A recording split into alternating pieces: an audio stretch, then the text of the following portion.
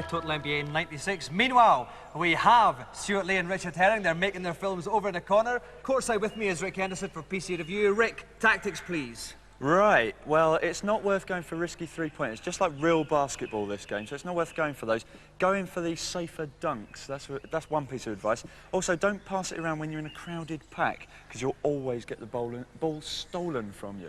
OK, some lessons for the game, and indeed life there from Rick. OK, so basically it's 1 2-minute quarter. Whoever has the most points at the end of that will win the joystick. Best of luck, Linton. Best of luck, Lawrence.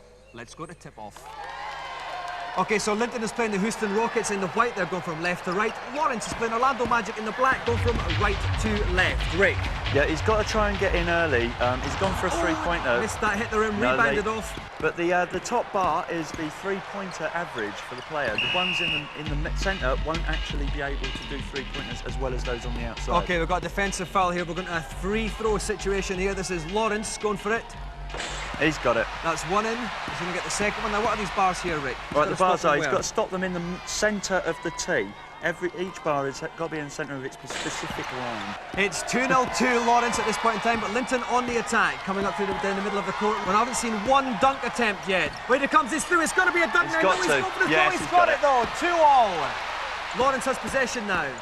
Racing up in the court into Linton's half. That's a good pass there. He's coming in. Oh, it's a fantastic pass. The man is open. Oh, he passed it out. What was he doing there, Rick? I don't know what he was doing there. I think he thought he was going to be stolen by an opposition player and he passed it out to another player. And now, in fact, it has been stolen now. This is Linton with the ball, going up the centre of the court. One man standing right in front of him. Oh, it was knocked out his hands, but Linton's got a bit again. He's up, he's in the key, he's in the paint, he takes a shot, it's in there, 4-2 to Linton. I thought he was going to go... 36 seconds left. I thought he was going to go for a rather tricky little flip or something, but he actually took it very safely. And again we have Linton on the action. This could probably seal it. It's in there, 6-2 with only 28 seconds to go. If you were Lawrence, what would you be doing now, Rick? Would you be going for the risky three-pointers? I think he has to now. He's so far behind, he's got to try it, but only give it to the players who have got a high red bar up in the top. That's another one from Linton there, 8-2. He's got no choice now. Lawrence has to go for some three-pointers. He needs two of them. He goes for one. Oh, it's a rebound and the Whites get it. Linton on the attack once more. 12 seconds left, Rick. He should just keep possession now. He's surely won it. Rebound there from Linton, but there's a few seconds left. 3 seconds, 2 seconds. Is he going to get the shot off? No, he's not. The time is over. Linton wins the challenge. OK, I'll start with you, Lawrence. That was utter pants, your performance. Beaten 8-2. Worse than that. Worse than pants? I can't imagine anything worse than your pants. Can you? Yeah, my playing. OK, Linton, you did say coming on the show was the most interesting thing you've done in your life, and you have won now. Yeah. Does that make it doubly interesting? Anything else you'd like to say, Linton? Anyone you'd like to say hello to? No? No one at all? Right, well, I think we'll just present the joystick to you. Is that all right, Linton? Thank you very much indeed. Right, so the Gamesmaster Golden Joystick goes to Linton.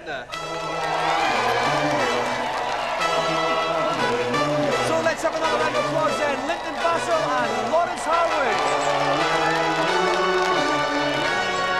OK, like me, you're probably wondering, I wonder how those fine young lads, Lee and Herring, are getting on at Director's Lab at this point in time. Let's go and find out.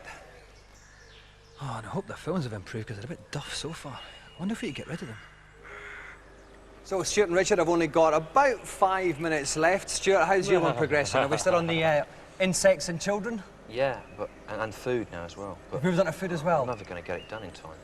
Any saucy sounds for us yet? No, I haven't even thought about the sound medium. Rich has been racing ahead in sound, but I haven't begun.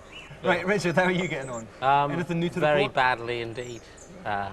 My satire is continuing though. The American government won't do this. Well, he's trying to bring down the American government using this programme. It's not going to work, let's face it. Well, what a fine forum this show is for advancing your own political careers, though. It is. Many people have said that, many reviewers. We're very political comedians, you know, and so we're going to show them that. Politics. We're like the new Rory Bremner, we are, but we use cartoons instead of funny voices. OK, right, well, you've got a few minutes left, then we are going to stop Lee and Herring. While we finish up these films, then we'll take a look at today's reviews.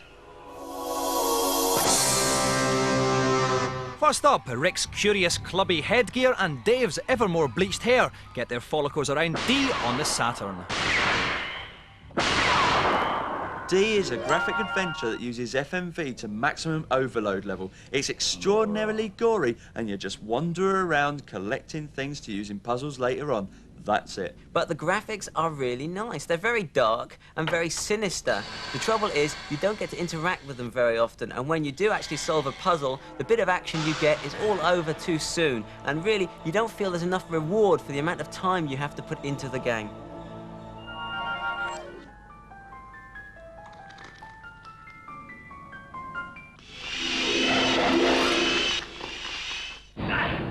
Next up, top 3D atmospheric mystery, pixelated characters, nice graphics, action ahoy in Timegate on the PC. Well, Timegate is the banker. It is a slick and graphically outstanding adventure and the perfect example of what can happen when gameplay meets innovation. Timegate, you see, has the two major elements that make an adventure game of this type actually work. It has plot progression, and it has more than enough puzzles to keep you going. It also has the bonus of absolutely superb graphics. Alone in the Dark really set a new standard in 3D adventures, but Timegate takes that so much further, it's uncanny.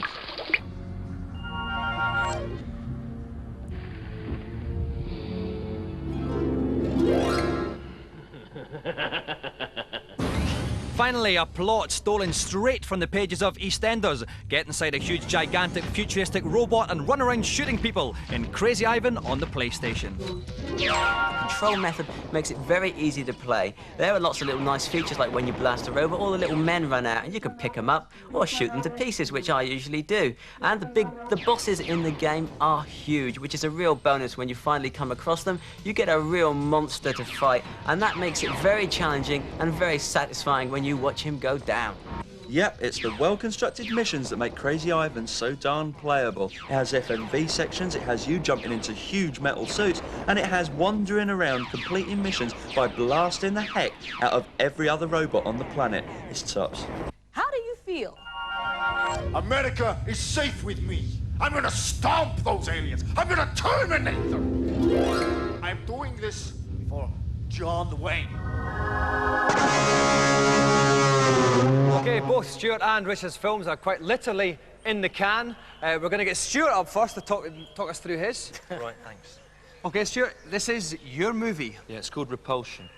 The problem with this program, I think, with the game, is that you don't have access to like any repeated images of the same character, so you can't work within a narrative framework. You have to just use abstract images. As we'll see. What does that mean? What does that You can't tell a story. Right, okay. So I've tried to deal with the idea of food as a kind of poison.